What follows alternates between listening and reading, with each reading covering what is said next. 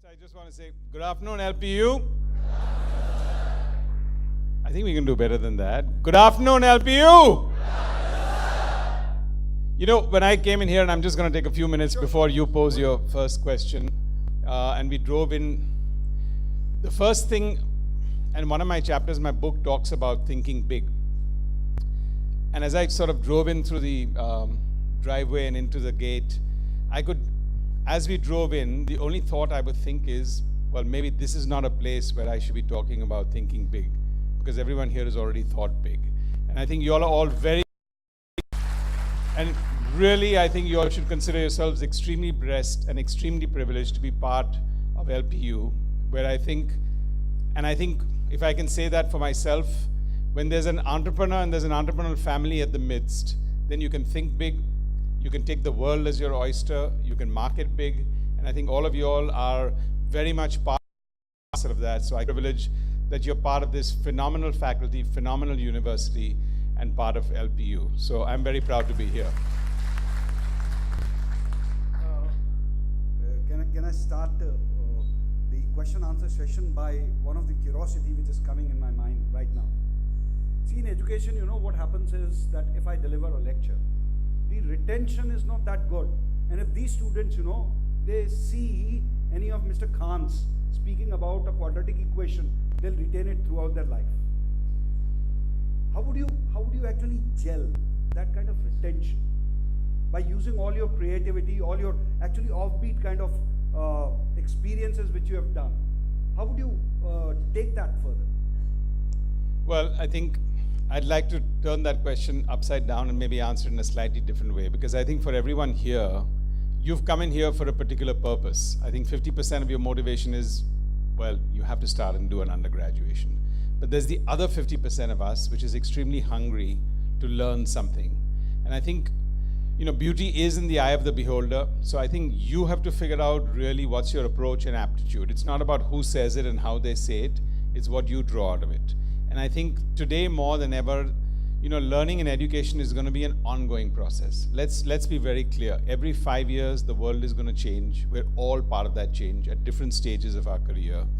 What are you all going to do to be able to adapt to that and keep that going? Because if you're getting challenged at 9, learning is not going to stop at 22 and 23. It's going to continue at 27, it's going to continue at 40, it's going to continue at 50. What are we all going to be able to do to adapt, to be able to suck that knowledge in, to be able to put it into a context for what we want to do, I think is the only message I would kind of say. Of course, it's important that if we can enthrall and we can hold people's interest while we're learning, that's phenomenal. And the only thing I would say to that today is that the world has also changed for all of us to be extremely interactive. I think most of our learning is not always on a one-on-one basis. It's a lot to do with peers. It's a lot to do with interactiveness. And I know that would be the case with most of you all in the classroom, but the more interactive we are, we're learning from everyone around us. We're no longer learning only from one-on-one basis. And I think that's an important element that I think all of us take, because frankly, in the real world, that's how it works. Thank you. The house is now open. You can ask questions from Mr. Ronnie. Please go ahead. Please introduce yourself, tell your program, and... Yeah, and keep the questions broad so that it benefits everyone here as much as we can. Hello. Good afternoon, sir. Good afternoon. My name is Anshu Sabu. I'm from MBA Honors. Sir, you started your journey back in 1990, and so first as a cable guy, and then toothbrush industry. What motivated you to enter into film industry in 1997-98 when Yash Raj Studios and Tips Industries, Venus Industries were at large? What motivated you? Like, Bollywood is a very, from my angle, for the newcomer, is a cruel industry. You didn't had any legacy and any godfather. What motivated you to enter in this kind of industry? So I'll answer that question with two parts. One, I think when you're looking at whether you're a leader or you're a professional or you're an entrepreneur, and I think I'm standing here to interact with all of you all because not all of you all are going to be entrepreneurs. Not all of you all want to start up something on your own, but definitely all of you all want to lead and you want to excel in whatever you do. And I think part of learning and being an entrepreneur and having that DNA today, again in the 21st century, is even in your own organization. And I've been an entrepreneur, but for 2 years I've worked with the Walt Disney Company, which is one of the largest companies in the world, employs the largest number of people, and is one of the most admired brands in the world.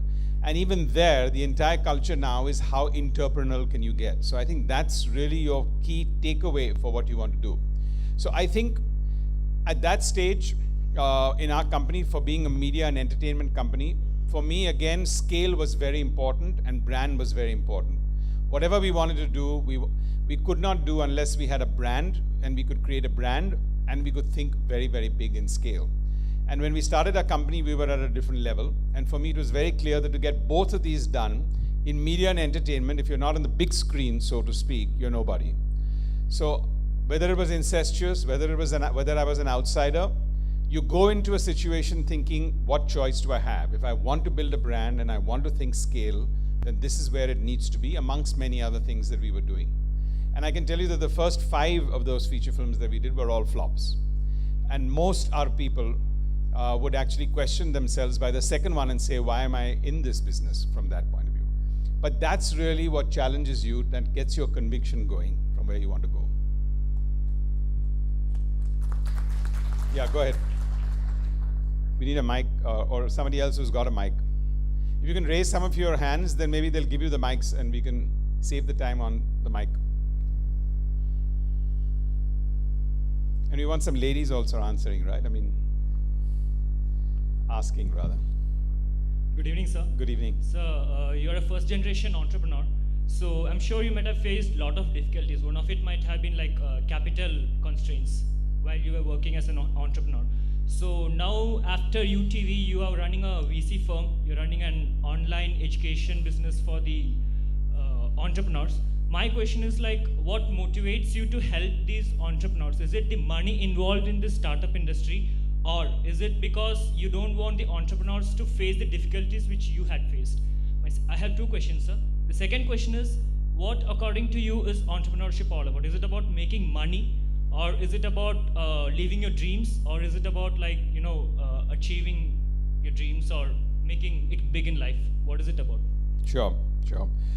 Okay, so let me just answer that in some parts. I think part of the reason I wrote a book after I exited the media and entertainment part was to just share my experiences across the board. I think today there are very few first generation entrepreneurs. For a 1.3 billion nation, if we have 10,000 startups in India, that's a very low average. We're going to take a decade, we're going to take 5 decades to be able to get to being a startup nation across. So we need 1 million entrepreneurs, we need 1 million startups. So I think my bit there was to contribute and do whatever I thought I wanted to do of sharing experiences.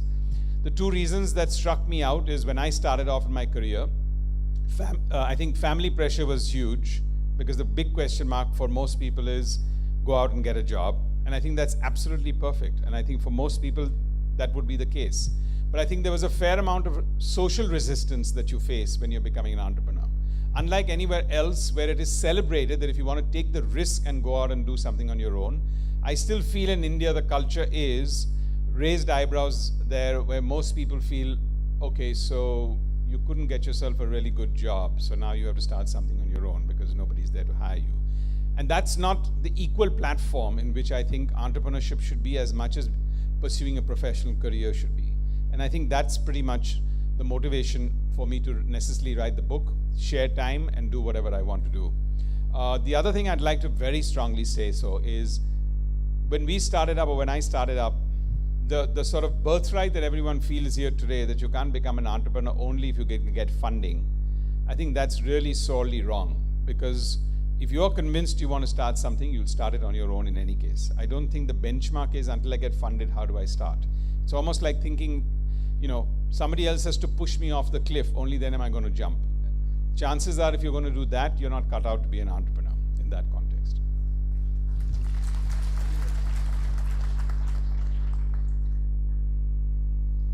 Yeah, whoever's got the mic or...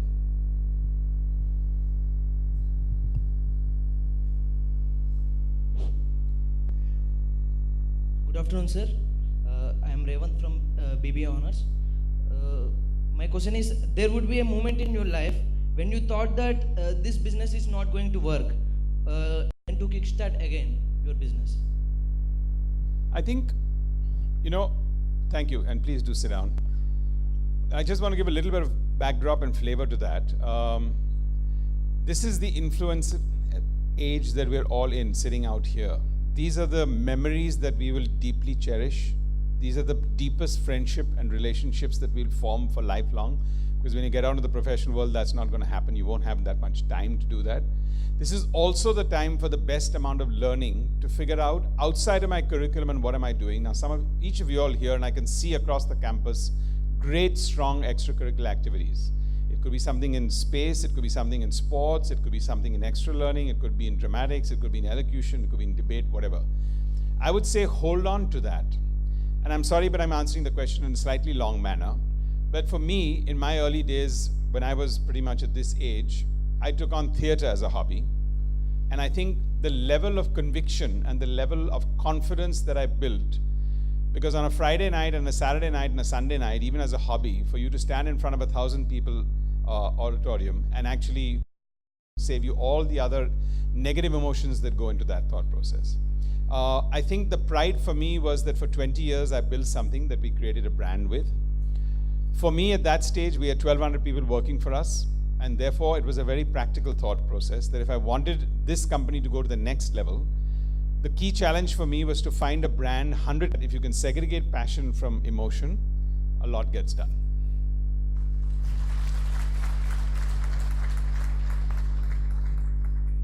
Good afternoon. Where are you? Sorry. So my name is Ankesh. Yeah. I'm from BTech Mechanical. Great. Sir, being an outsider, like we are not from commerce section. Yep. So being an outsider from engineering or civil engineering or arts, how can we pursue our independent journey? Because we don't have that kind of knowledge to start a business. Yeah. So sir, how can we do those things? You know, oddly enough, everybody on the other side is thinking, how am I going to get a co-founder who actually has technical knowledge about the product? Because at the end of the day, you are actually at the epicenter, because no product or technology and nothing will move forward unless people like you come forward and say, I want to start something and do something on my own. So in your case, I would say the simple answer, and for most people, finding a co-founder is very important and critical. It's not that easy, but it's a good way to start to go forward. Because I think what you've done is taken the sort of more risky step and saying, I want to be in control of my own destiny and I want to start something on my own, if that's what you started. And the simple answer is find a co-founder who can complement your skills and for you to be able to do that. It's not that easy, as I said. You can't necessarily just feel that in 1 week I'm going to find somebody. You're not hiring somebody, you're finding a co-founder for yourself. But I think if you can do that, that will help you a lot. Thank you. Yeah, go ahead. Yes. Good afternoon, sir. Good afternoon.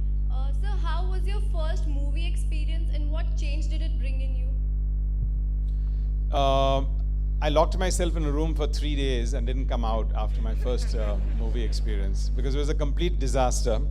It's a movie that none of you all would have heard of called Dil Ke Jharoke Mein.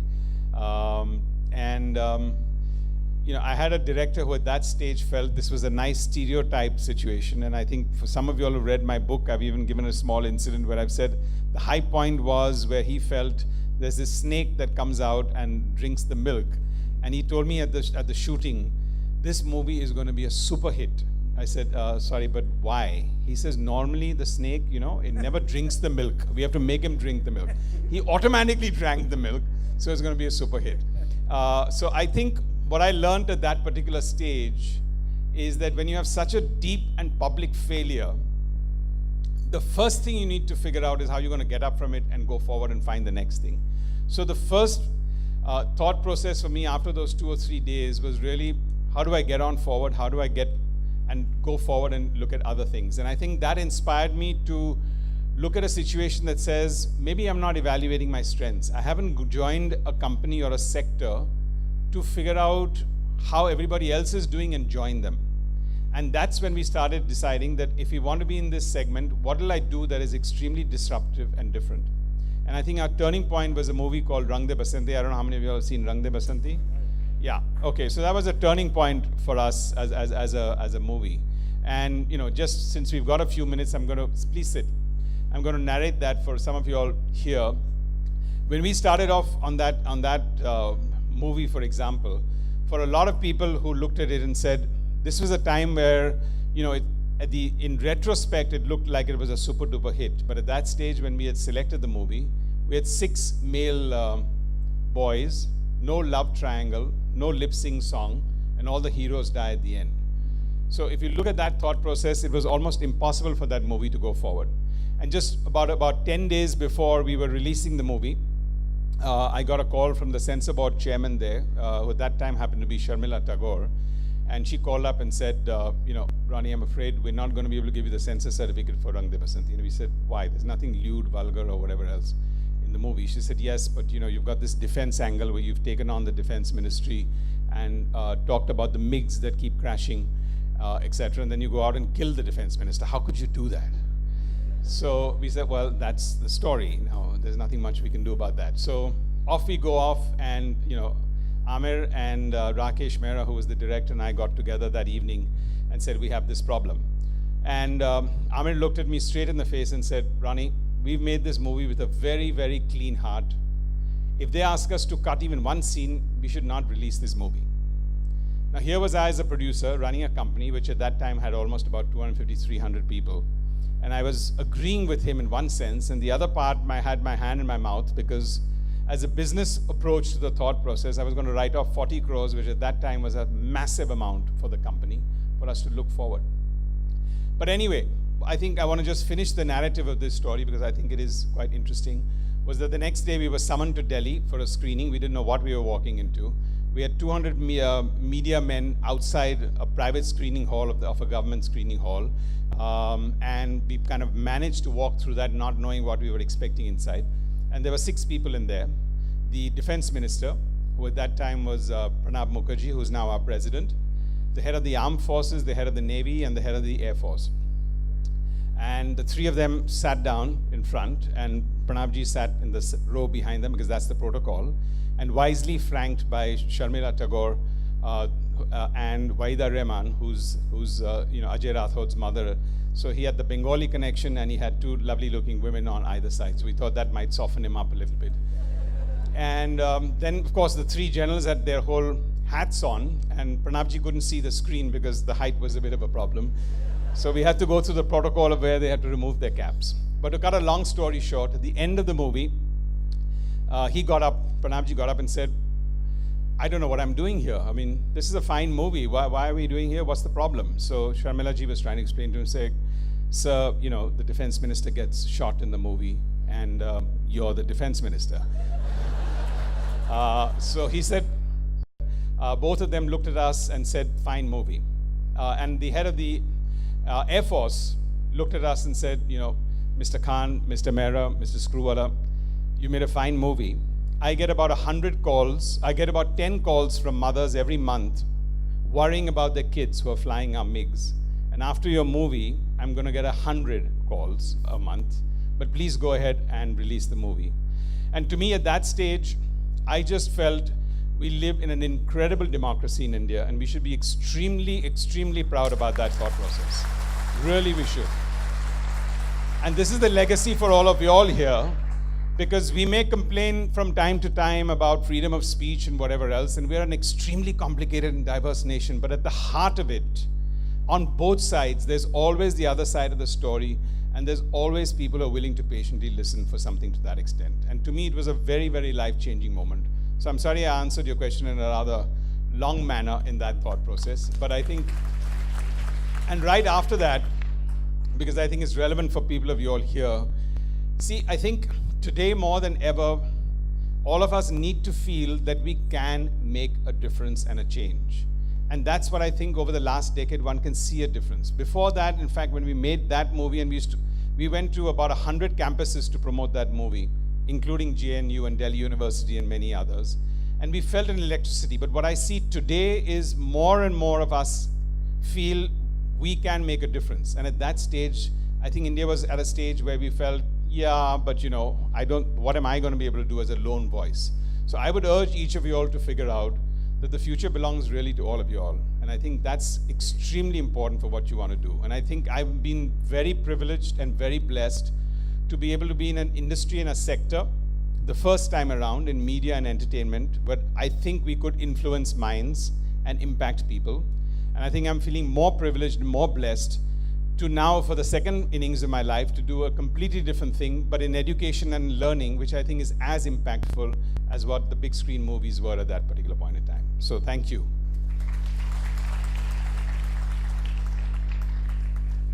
Good afternoon, sir. Yeah, Yeah, sir. Here. go ahead. Sir, yeah. Yes, go ahead. Yeah, it's a privilege for us to have you here.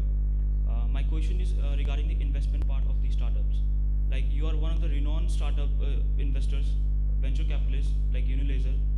So in LPU, we have different startup projects are there, organized by students only. So will you hear us for that, for the same, for the venture capital or for the funding part? My question is regarding, will you hear us for the ideas we have? Right here, right now? Not right here, like Yeah. in Yes. future. No, I think we have I think there's a good process to that. The simple answer is yes. That's what we are here for in that context.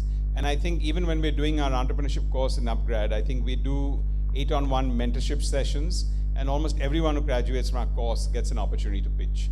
But here, I think today more and more, that is very much so. You know, I think the community of angel investors in this country has also grown. A lot of people here actually feel, and I think that's the incredible part today. One, less and less, I think everyone needs to figure out that we need to be worried about failure. And that's the other reason why I think I wrote the book, because I think today, still in India, we have this massive fear of failure, and therefore we find ourselves less confident in what we want to do. And I think the idea is we don't talk openly about failure. We're all going to fail, not 10 times, 20 times, 100 times. And I think for people who are looking at angel investments, to anywhere else in the world, you're more likely to get funded if you've already failed twice. Now, it's not a badge of honor, but it's a process that you've actually learned, and now you have something on the asset side of your balance sheet versus just the first time experience, which is frankly a liability on your balance sheet. But yes, we'd be happy to hear that from them. Can we assume that you will be supporting us throughout the journey? I can't necessarily make a public declaration on that. No. Okay, sir. Sir, actually, I want to ask a question that when you had your first film as a flop, sir, and you said that you locked yourself up in the room for the 3 days. So I just want to ask, sir, what were the things that were going in your mind, and how you coped up with the situations in order to gain confidence and in order to become the real Ronnie Screwvala? Yeah, I think I made it a little over dramatic. I didn't lock myself in the room for maybe 3 days. So just full disclosure here, I did over exaggerate there. It wasn't full 3 days in that thought process. But it's not just about that. I think I would say almost every 4th or 5th day, you're going to have some setback or the other. It's not that in a professional career you wouldn't have that. It's not that if you turn to be a doctor or a lawyer, you're going to have less setbacks. You're going to have to be getting very used to that thought process. It's really how you find a solution to that and go forward, because that's really the challenge. If as an individual or as a leader, you don't feel challenged with the setbacks that you come back with, chances are you'll have to warm up to that, because real leadership, whether you're an entrepreneur or heading a company or heading a department, it's very, very important for you to know how to handle setbacks and go forward. So for me, the single line at that time of my life was, I don't have a choice. I've already chosen this path. If I want to create a brand and I want to create a very scalable company, I need to be in the big screen business. Ronnie, I don't have a choice. Keep going. Sir, actually, one more question is there. Okay. Sir, after that you have made that choice, and once again you start up with the theatrics. But if it would have failed once again, then what would be the case? The second, third, and fourth movie also did not do well. So I just want to tell you that what happened at that stage was that I had a lot of counsel from all my, actually at that time, at the early days, people who come into my room and say, are you sure we should be in this business? There's so many more saner business to be in. And I think the only thing at that stage, practical advice I got was, go find a partner. Find somebody who can share your risk with you. At that particular stage, I did try, and nobody wanted to partner me. So I was still stuck with that thought process. Nobody wanted to partner us, because here we were the outsiders, and we were failing. So why would anyone want to come and partner us? But we still stayed the course. Thank you, sir. Thank you.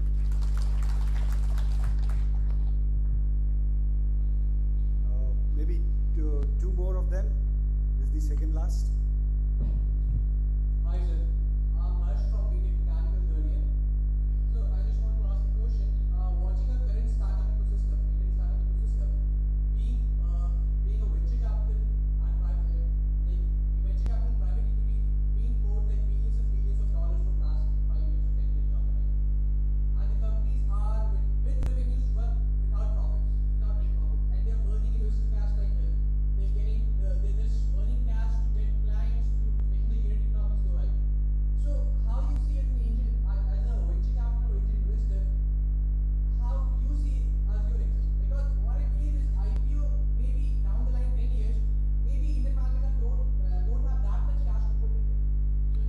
So I see a lot of frustration in your voice, and I empathize with it, and I agree with that.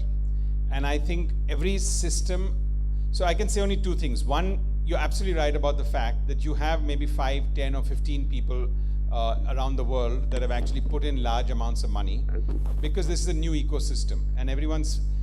Second, I think the media glorifies a lot of our startups, and I would caution you to not think that the be-all and end-all today of anything that you want to start up with is always to do with something in e-commerce or something in that. There are incredible work going on in many other sectors, in education, in health, in many, many sectors, and are getting funded big time. They're just not getting reported because the media doesn't consider it to be sexy. So don't get misguided by that. I think second, what we need to understand is sometimes to create an industry, you need a little excess. And there's no justification for that thought process. Let's face it, today, there's a lot of huge American capital that is actually funded how you all have your afternoon meal or shop on some of the e-commerce sites because the discounts have been paid by foreign equity. Okay, so you should all thank yourselves that if there's a meal on which you order something for 690 rupees, then you got a 50% discount, then the delivery mechanism gave you another 30% discount, and somebody might tomorrow come and give you 5 rupees to have that meal, forget about getting the meal free. So those are, I think, the ground realities. But we've created an industry which didn't exist before. More and more people, if anyone here would have said 10 years back, would people buy furniture and buy fashion online? I think the answer would have been no. For many of you all, it sounds like the normal and apparent thing. But given that we didn't have the credit card penetration because of many challenges, industries have been created. So I would just say your frustration is right. Be patient about that thought process because finally, it's got to be on the business model that you create. Yes, I think in the last 2-3 years, the flaw has been that most people who become entrepreneurs are second guessing what they think the investors want. You have to build a business for yourself, not for investors. The day you do that, you're on a downhill after you get funded. Getting funding is only a liability, it's not an asset. It's not a badge of honor again. So I think be patient and go with your own conviction of what you want to build and stop worrying about the noise. The noise on its own will slow down. Is that encouraging? Hello. The last one, please. Hello. Yeah. Sir. Sir, above it. Okay. Sir, here. Okay, great. Good afternoon, sir. Good afternoon. Sir, from what I can understand, entrepreneurship is slightly risky business. Sir, in a normal middle-class family, it is not just you who works. People are dependent upon you, your parents, your sisters, your brothers, and all those kinds of things. So how can a person enter an entrepreneurship when a single risk or a single small wrong step can not only pull you down, but also the people that are around you that you love? So how can a person take that risk? So I fully agree with you. And I'm not here to advocate that everyone needs to become an entrepreneur at all.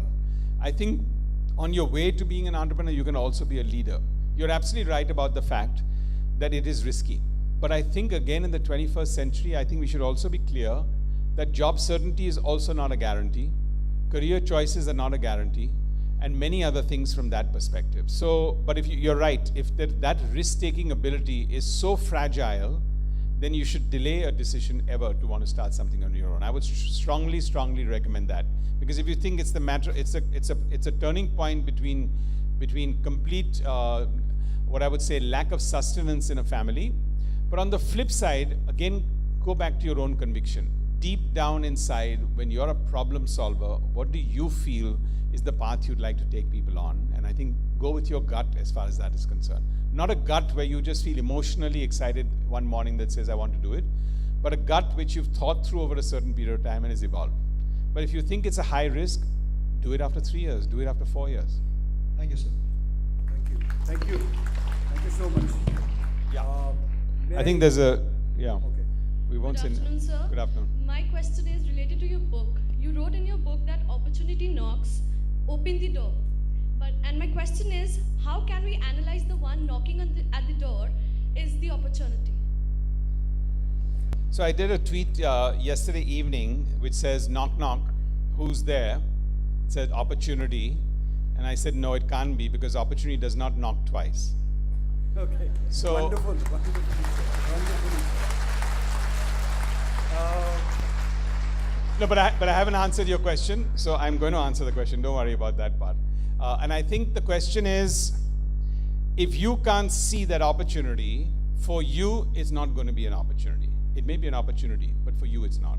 So I think the question is, and I think if you read it in the conjunction of the whole chapter, it's how are you honing yourself to be in the right place at the right time? How are you creating opportunities for yourself?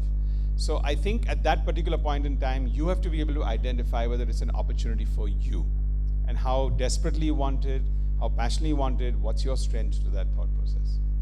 Does that answer your question? I get the sense it doesn't fully answer your question, so you can follow up. Did you want to ask something else? I personally feel that because we are running short of time. Okay. All right, because now this is going to be last because I'm seeing you since long raising the hand. This is going to be the last. Yeah, the mic's right behind you, just for everybody else's. A very simple question. It's a simple question because what I have learned from my childhood that if you need direction, you need a guru. And who was or who is the guru in your life who gave you the direction or who helped you at certain moments to give you the direction, or who is your role model? So, at different instances, we need someone who can give us the direction. Because at very lows, we need someone who can help us and I agree. So what's your simple question? So this is the simple question, sir. Because What's the question mark? Ras is the question mark. Yeah. Who's your guru and who's your role model? Oh, Who you're asking helped you? who's my guru, or you're saying in life? How do Sir, you go in about life, who helped you? Who's your role model? And Yeah, who's your no, fine. And I'm glad as the last question this is it, because I think it's a very important one.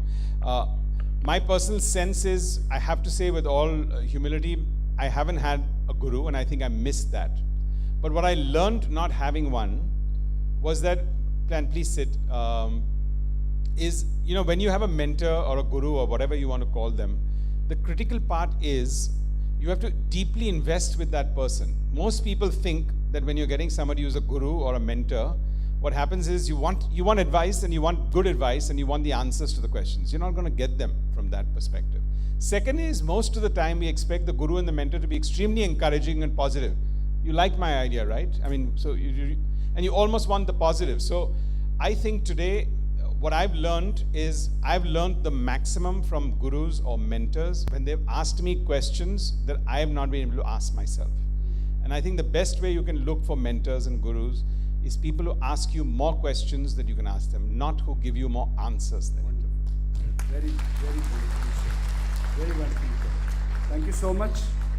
Thank you. And, Thank you very much. This was great. May I ask for a standing ovation for such a wonderful question answer session?